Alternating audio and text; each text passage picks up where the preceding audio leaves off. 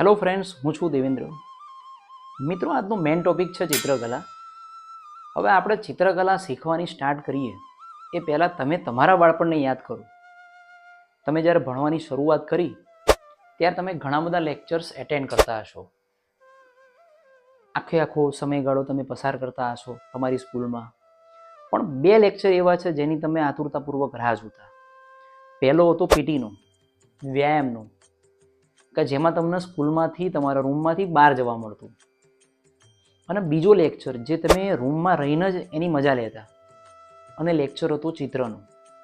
એ જ સાહેબ આવે અને ખાસ પ્રકારના પેલા બેઝિક 3 ચિત્રો શીખવાડતા જે તમને લગભગ આવડતા હશે.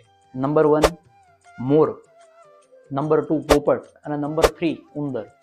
બેઝિક લગભગ તમે 100% સ્ટુડન્ટ્સના ધ્યાનમાં લો છો તો 70-80% સ્ટુડન્ટ્સના આ 3 ચિત્રો દોરતા આવડતા જ હોય. તો વિચારો, એ ચિત્રકલા વિશે આ જ જાણવાનું છે. તો તમને ચિત્ર વિશે શું ખબર હોવી જોઈએ, ચિત્રકલા વિશે શું ખબર હોવી જોઈએ? તો મિત્રો, ઘણી બધી કળાઓ જે આપણે આગળ શીખીને ગયા એની અંદર ચિત્રકલા એક પોતાનું આગવું સ્થાન ધરાવે છે. ચિત્રકલા વિશે એક સરસ મજાનું વાક્ય છે જે તમે વારંવાર ભૂલી જાઓ, પણ આવડવું જરૂરી છે. ખબર હોય તો ચિત્રકલા વિશે તમને ઓર માહિતી મળે. જો બાજુમાં લખેલું છે કે રંગ અને રેખાઓ વડે જ્યાં નેચર છે, જ્યાં પ્રકૃતિ છે, એના જડ અને ચેતન સ્વરૂપોમાં રહેલા, પ્રકૃતિના જડ અને ચેતન સ્વરૂપોમાં રહેલા વિવિધ ભાવોનું દર્શન કરાવવાની ક્ષમતા તમારા ચિત્રકલામાં છે. એનો મતલબ તમે પ્રકૃતિમાં ક્યાંય પણ આજુબાજુ જુઓ છો, જો તમારે એ આજુબાજુમાં રહેલા જે આ સરસ મજાના નજારા છે, દ્રશ્યો છે, એના જે ભાવ છે તમારે દર્શાવવા છે, તો એનો મતલબ તમે શેનો ઉપયોગ કરશો? તમારી આ ચિત્રકલા, પેન્ટિંગનો ઉપયોગ કરશો.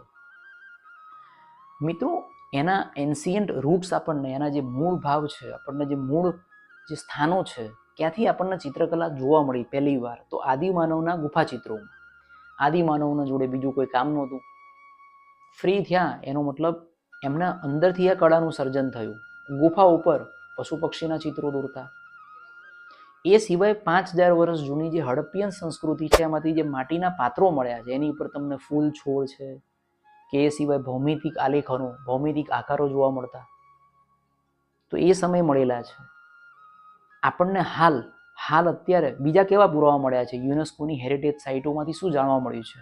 તો મિત્રો, 2 સરસ મજાની સાઇટ છે, આમ તો 3 કહી શકાય. પહેલી સાઇટ મળી છે મધ્યપ્રદેશમાં ભીમબેટકા નામની જગ્યા છે.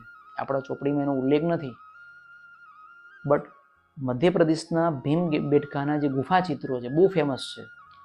હાથી લઈ લો, ગેંડો લઈ લો, હરણ લઈ લો. જુઓ, એ ગુફા ચિત્રો તમને અહીંયા દેખાશે કે જેમાંથી ચિત્રકલા બહાર ઉભરી આવી છે. એ સિવાય મહારાષ્ટ્રમાં અજંટા અને ઇલોરાની ગુફાઓ છે, ત્યાં પણ પેઇન્ટિંગ્સ જોવા મળ્યા છે.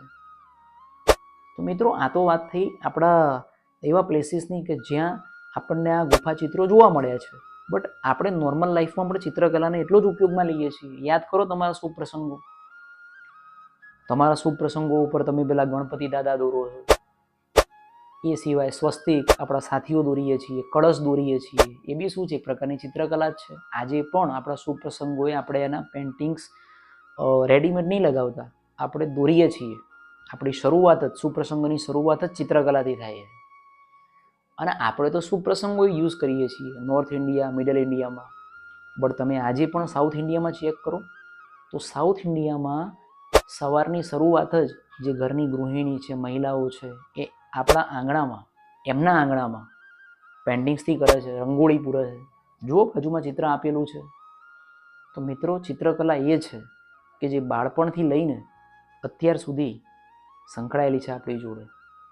અને ઇવન જુઓ, મારી માત્ર ન આ કળાના વિડીયો, તમે આગળની કળાના પણ વિડીયો જોશો તો માત્ર ભણનારા વિદ્યાર્થીઓ માટે, ભણનારા લોકો માટે, જે ગવર્મેન્ટ એક્ઝામની તૈયારી કરે છે એમના માટે તો છે જ. બટ એ સિવાય જે લોકો નિવૃત્તિનું જીવન ગાળે છે, જે લોકો અભ્યાસને છોડી ચૂક્યા છે, મિત્રો, એમને પણ આ વિડીયો જાણવા જોઈએ, આ વિડીયો જોવા જોઈએ. બિકોઝ અલગ અલગ કળા તમને જોવા મળશે, ચાહે વણાટ કલા હોય, માટીકામ કલા હોય, જડતર કામ હોય, અકીક કામ હોય. અને આજની કળા તો બેસ્ટ છે ચિત્રકલા.